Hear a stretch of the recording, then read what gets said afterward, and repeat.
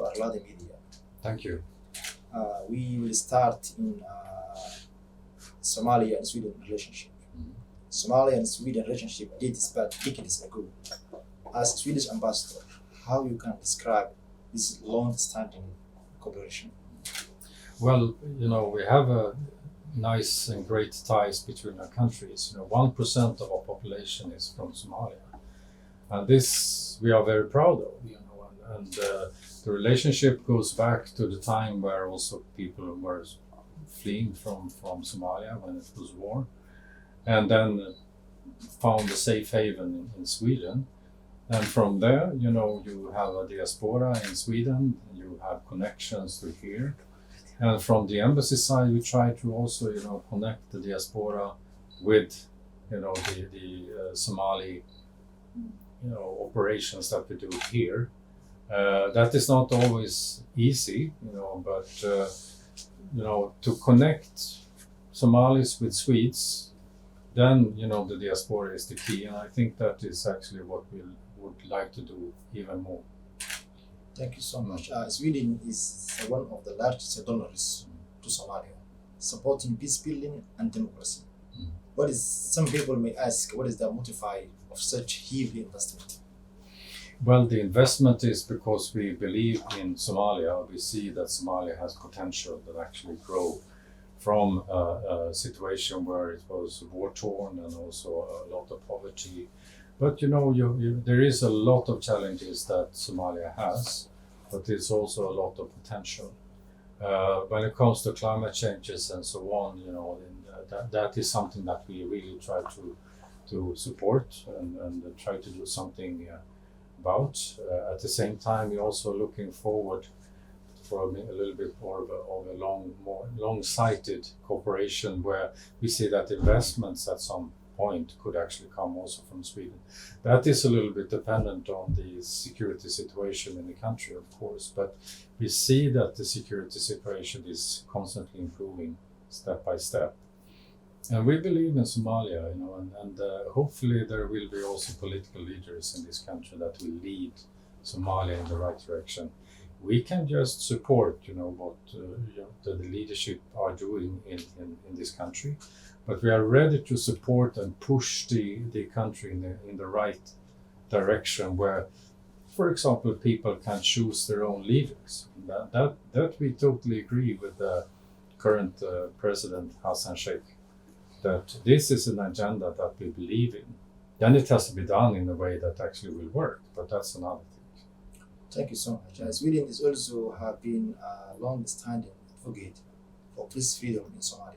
What will your government could do in face of human and press violations in Somalia? That's a good question because free press is not just under attack in Somalia. It's in many countries where we have difficulties to have a free press, and free press is a constitutional right to have free press that actually can report what is happening in the society.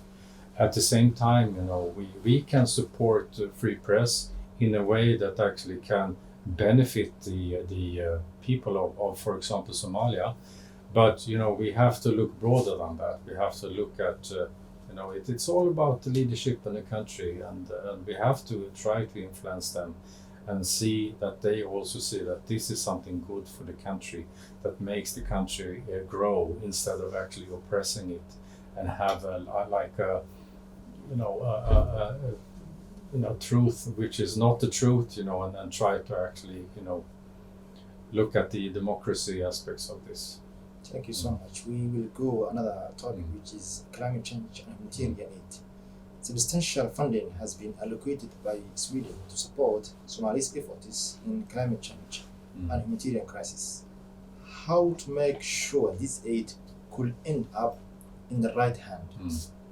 But that's a good question, and that is something that Swedish taxpayers also talk a lot about. What with the cooperation and the development aid that we actually are using, how can we be sure that this is actually used in a way that actually benefits the people of the country? And that you have with the partners that we choose to work with. which is essential, I would say. It's always about the partners that you work with to have the right effect and the results of what you do, but also have good relationship with the leadership of the country. You have to have a open dialogue with the leadership and say that this is very important issues for my country and other countries. And of course, we don't do this ourselves. We have, for us as a member of the European Union, we constantly are talking about these issues, but we also do it bilaterally. And I think there is a change regarding how we could use humanitarian aid is one thing, but cooperation and development, which is a little bit on the longer side, where we have more of a partnership with the country that we work with, not always just go through an organization, but have the government sitting at the same table, deciding together what we should do, and have an ownership at the country level, and the political level. I think that is probably one of the key issues that we have to work with. And look, maybe what has been working for us for the last 30 years, what has not worked, and let us try something else maybe, if things are not working out as we would like them to. Allegations of mass corruption has been married in Somalia's humanitarian support by donors. What is Sweden could do to make sure to hold them accountable for wrongdoers? Yes. Yeah, well, I come back to what I said before. You have to really have a frank dialogue with the government and say, we know that this is happening. This is something that we are very much looking seriously about, and also choose the partners that we work with. And then, I think in the broader sense, cooperation and development funding in some ways are also, feeding the corruption in the country, where you have a different, agencies, countries working. I think that's a part of that is a natural part of that way of working. Maybe we can work in a different way. Maybe it's better actually to involve the government even more, but hold the government accountable of what they do. So probably there is a discussion regarding, the dialogue with the government, the agencies that we work with, but also in some ways I think we also have to react much harder if we see certain things are not as good as we would like them to do, and have this frank dialogue with the government about that. Thank you so much. Sweden has doing a lot of activities in Somalia, across Somalia, and southwest areas is among those who have much or huge presence in the face of crises such as drought and impact of climate change. How is Sweden addressing the current and urgent humanitarian needs in southwest areas? Well, we are constantly aware of the situation in Southwest state, but also other states. And we're trying to work with the UN, for example, for humanitarian aid, of course, when there is these catastrophes that is happening. But then we also have to work a little bit more on the longer sight to make the governments in these areas much more aware of what they have to do before, for example, flooding or the dry period comes. So that's a constant dialogue that we have to have, and then pinpoint exactly what we should do and see where we can actually do the right results. But I'm there again, we can just help, but the government itself has to pinpoint exactly what we would like to see, but also they also have to prioritize what is the most important thing, and that is also something that we're working on with the capacity building of for example, Southwest state, but also other parts in Somalia, that we would like to see a much more, broader, agenda from the government in the state or on central level, that, the responsibility is theirs. You have to say what is the priorities, then we can come in and help. Thank you so much. We will go another topic. It's about security and air forces in Somalia. Now we are visiting an independent media station headquarters outside from the Halane camp. How you could explain the current situation? The current security situation in Somalia. Well, I would say that the security situation is getting better and better. I would say, if you see it in a little bit of a long term. Then you have problems in certain parts of Somalia, not at least in Jubaland and also Southwest State. But I think we have to be hopeful that we are able to support the Somali federal government in a way, and also on the member state level, that Al-Shabaab can be defeated, at least also weakened. Then it's up to the government here to decide if they want to talk to Al-Shabaab or if they want to, push them out of the country. But, this is a totally essential question, and priority for the government, what I understand, is number 1, 2, 3 is the security. And for us also, if we are going to bring investments to this country, then the security has to be in place. So this is something that we are working on. We are trying to do as not a big military power, but we can do certain things, not at least when it comes to infrastructure and so on. That also, that those areas that are liberated from Al-Shabaab, the government can actually provide something. Because in the southern parts, those parts haven't seen the government in many years, some of the areas there. And they have Al-Shabaab as like a government, more or less. So we have to see that what government centrally or on member state level can offer something that is better actually than Al-Shabaab can offer.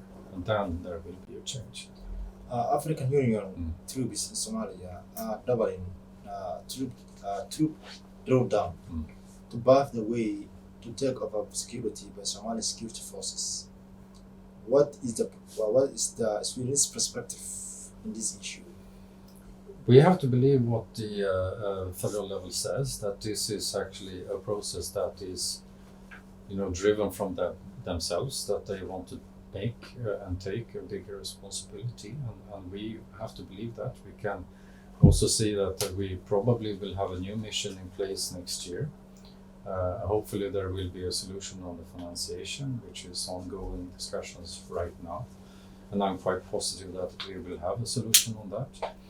But of course, this is a difficult issue, and not at least for the government, and on the long term, we have seen, Al-Shabaab has been pushed back from many areas of Somalia. I understand that, if you see on land, there is a substantial, amount of land that has been liberated.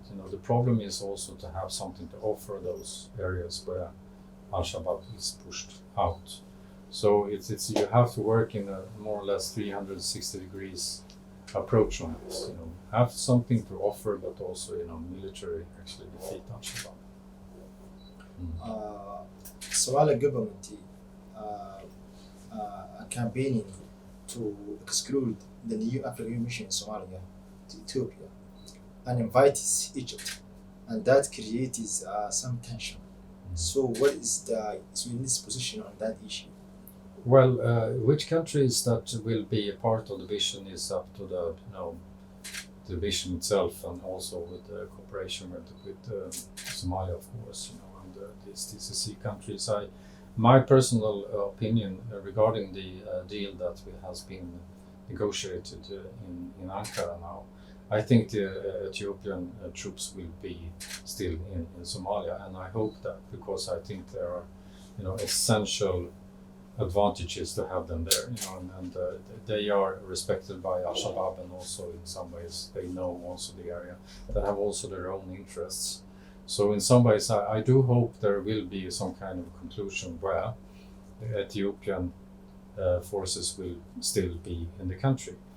Regarding the Egypt eventual forces, I'm not so sure that there will be any discussions, more than maybe discussions that Egyptians would have boots on the ground. I think it's more of a cooperation when it comes to maybe weapons and weapon systems, but also policy making, advice making and so on. I think it's not so obvious that they actually will bring soldiers to Somalia. That's my personal point of view. Thank you so much. There is a public concern about possible Taliban style takeover in Somalia by Al-Shabaab regarding the troop drawdown by African Union mission in Somalia. how the global partners, including Sweden, will address this matter. Well, we put a big trust in both the new WASO mission, but also in the Somali forces by themselves with the help of, for example, the Americans, UK, and Turkish, and also the EU, of course, are training these troops. So hopefully we will have a critical mass of defense and also offensive regarding Al-Shabaab. So there will be no discussion that it could be like an Afghanistan scenario where Al-Shabaab is gaining this momentum to actually go to different cities and so on. So I believe there will be still a very tough situation, but I don't believe there will be like a fall apart of the military system in Somalia that makes Al-Shabaab take over the whole country. And what I understand is also that Al-Shabaab don't really have this support with the citizens of Somalia. And I truly believe that Somalia is much better off if you bring more of a development regarding democracy and so on, and also investments to Somalia than to have a much more radical development of Islam taking over in Somalia. Thank you so much. We will go another topic, which is about Somali politics and election crisis. Somalia now is a critical transition point, which is the President Hassan Mahmoud is pushing one-person one-vote election system. And that creates a lot of tensions between regional states and government. It's also created a tension between government and opposition. So what is the position of the Sweden government? Well, the Sweden agrees that it's a difficult situation, and to start with, to say that the federal level has the overall responsibility to get a system in political system, and also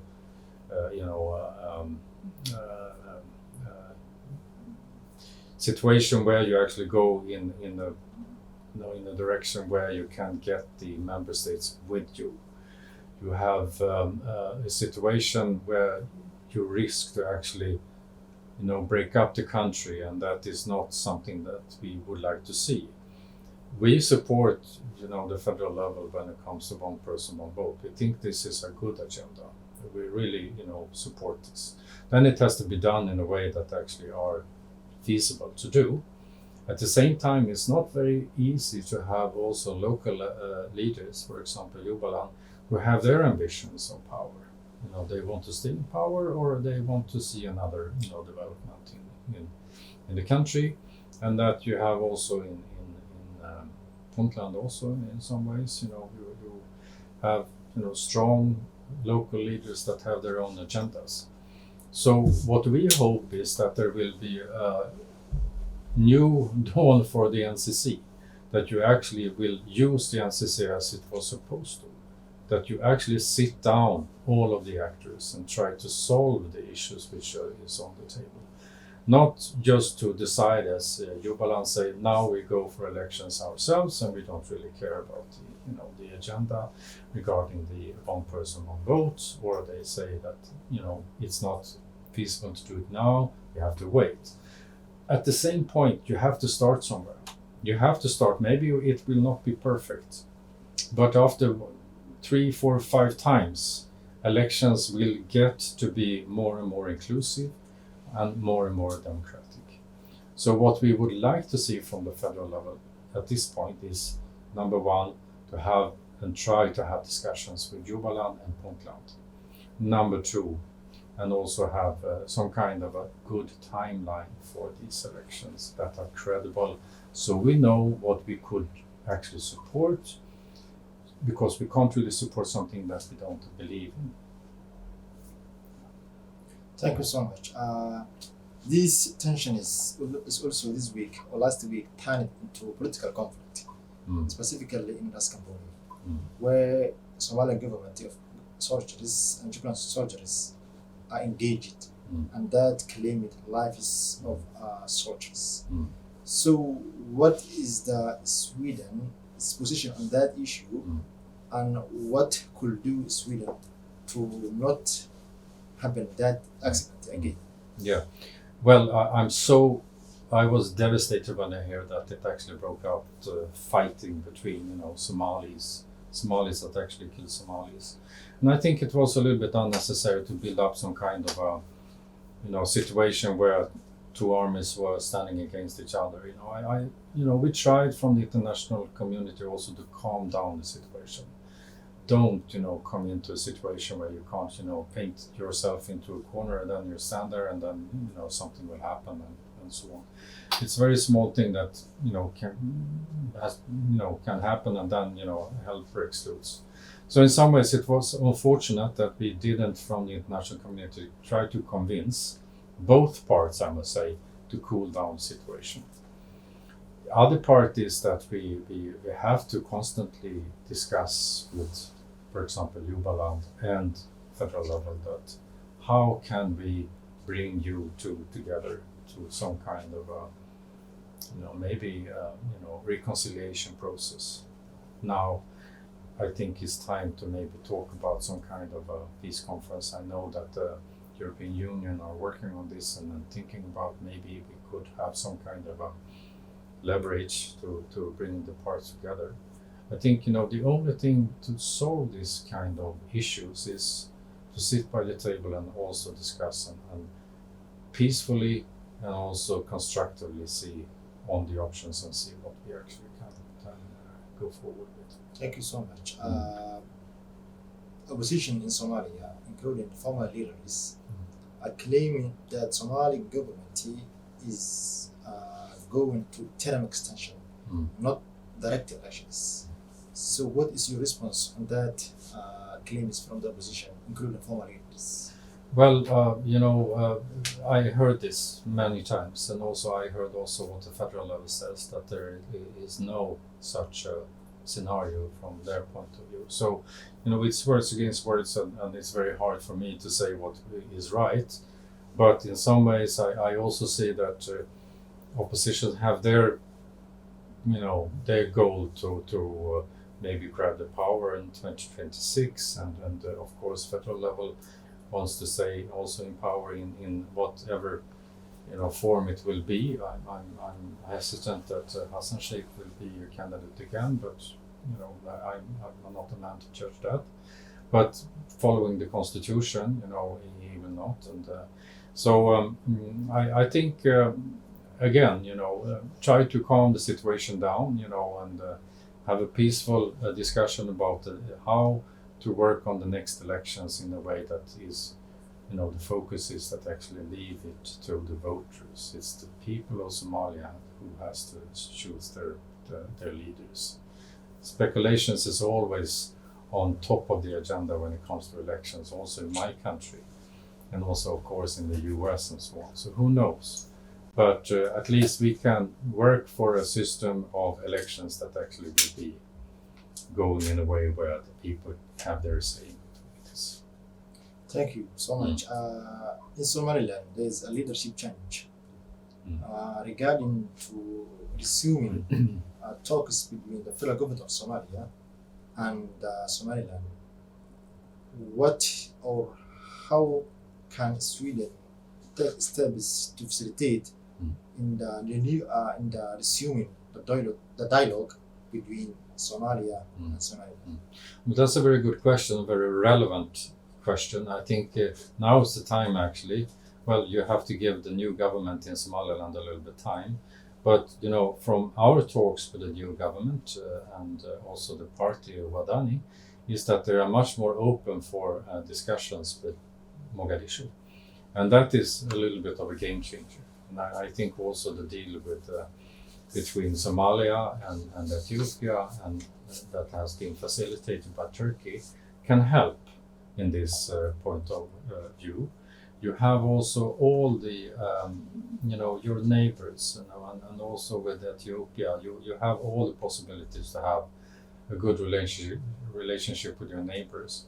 And, good relationship with the neighbors is always top of the agenda. For example, in my part of the world, in Scandinavia, we fought a lot of wars through the centuries It was a long time ago, but now we came to a point where you see that it's actually good to have strong neighbors. Then you can trade, you can have good discussions with them.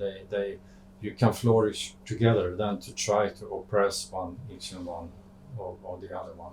So I think there is a new opportunity, and I think both parts will take advantage of this and sit down and see what you can do step by step. Start with something, trade, maybe cultural development or something like that. Thank you so much.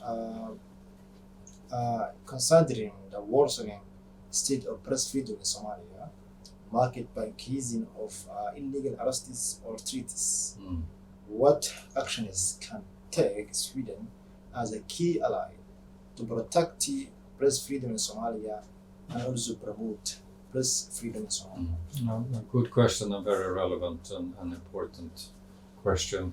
We are supporting free media in Somalia. We do it through the cooperation and development partnership that we have with different organizations and so on. But I think there is, as I come to that again, a frank dialogue with the political leadership and say that this is actually essential in a country that wants to move to a more democratic direction.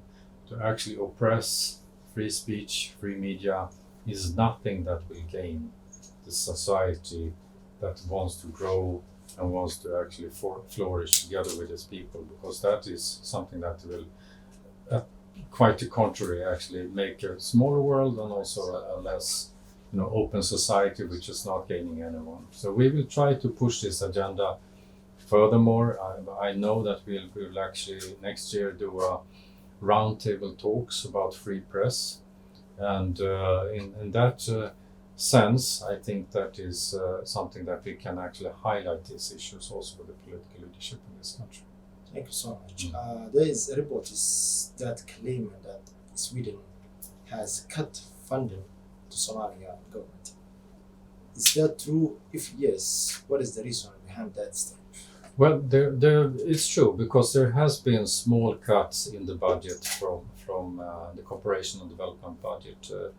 That is because there is so many crises in the world that a country like Sweden has to concentrate on and give priority to. We have Ukraine, for example, where we have big problems in our direct neighborhood, where we actually have to support our neighboring country as much as we can.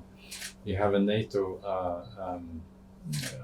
association now that we have to develop together with other countries. That also is a big issue for us. And then you have, of course, Gaza and also with Israel and Hamas, and also in Lebanon and other countries. So there is a competition regarding crisis in the world. What I do think is that we will have the resources that we can, so we can focus actually on what is working and what is not working. And I think there is sometimes, you need new ways to work with. It's not always, a question of money. It's also how you use this money that actually will bring maybe more effect with less money. So Somalia is still a priority for the Swedish government. In Africa, it's probably number 1 or 2. So we will stay here and try to do as well as we can also with the resources that we have. And also from the embassy side, we will do that. According to media reports, Sweden is among several other countries involved in deporting Somali migrants. And this sparked a public concern of if they return to Somalia, they could join the terror groups. So what's your response?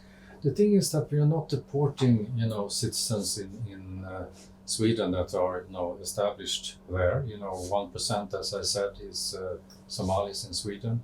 Those people who has to come back to Somalia is those who can't stay by different reasons. They maybe have committed crimes.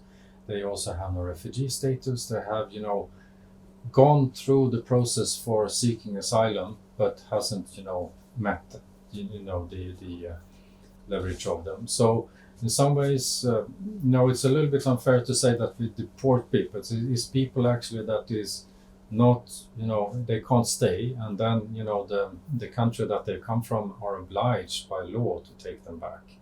Then we have cooperation with the Somali state. When they come back, we try to support them as much as we can so they have some kind of a second chance. Because I understand, I agree, you should be observant on these people, because it's often men who comes back, maybe criminals and so on. And we have to start some kind of a process where they can be reintegrated. So that's the, so they don't end up in terrorist organizations like Al-Shabaab. Thank you so much. Regarding the geopolitics in the Horn of Africa region, Somalia, Egypt, and Eritrea came together and announced an alliance, and that created some tensions regarding Ethiopia. So, what is the Sweden's position in the geopolitics tension in the Horn of Africa region? I think the more cooperation, the better. And I hope also that Ethiopia can be a part of that cooperation now, when things have calmed down a little bit, and then you have the agreement in Ankara. And there is good hopes that there will be, those cooperation that were ongoing before this crisis in January with Somalia and Ethiopia, they will be restarted again. And see, there are so many projects in line and had planned to be realized, so and you are neighboring countries, also with Djibouti, and also in some ways, Egypt is also there in some ways, but also Eritrea. So there has to be some kind of you have to see a little bit broader than to the different bilateral crises. If there is a view from the political leaderships in these countries that cooperation is good, I totally 100% support it, because that's the way forward, actually. And why not think about the Horn of Africa as like Scandinavia, trying to make these trading. You have customs, maybe you have taxes, maybe you have movement of people and so on. So maybe like East Africa community. Maybe the Horn can also be in some ways a little bit of a trade zone. And you have the water, you have everything in this part of the world, actually. So there's the potentials is immense, really, to make a much more flourishing cooperation with these countries. And the more the better, I think. Okay, thank you. The final question, given the continued need for external support, specifically in regions like Southeast Asia, do you believe it is time for Sweden to shift its assistance towards fostering sustainable development and a long-term economic growth in Somalia? Absolutely, I think that is the way forward. And that's what the government is talking about. Humanitarian is humanitarian, but then you have to look a little bit more, innovative on what we have, done before that has worked. But there is also things that is not working that well, and in some ways I think sometimes you're a little bit afraid to try a little bit of new things. And I think Somalia is a people of Somalia, you have the entrepreneurship within the blood, in some ways, and I think that is the thing, investments and education and in some ways maybe also with the help of diaspora, that will save this country. It's not the cooperation and development aid through some certain organizations that actually will be a game changer, but security first, then investments will come, and then everything will evolve in that spirit, I think. Okay, that is our question. Is any final comment over to you? No, I'm proud to be ambassador for Sweden in Somalia. I think Somalia has so much potential, and I really like my job, and I really like Somali people also. I think it's very inspiring to work here.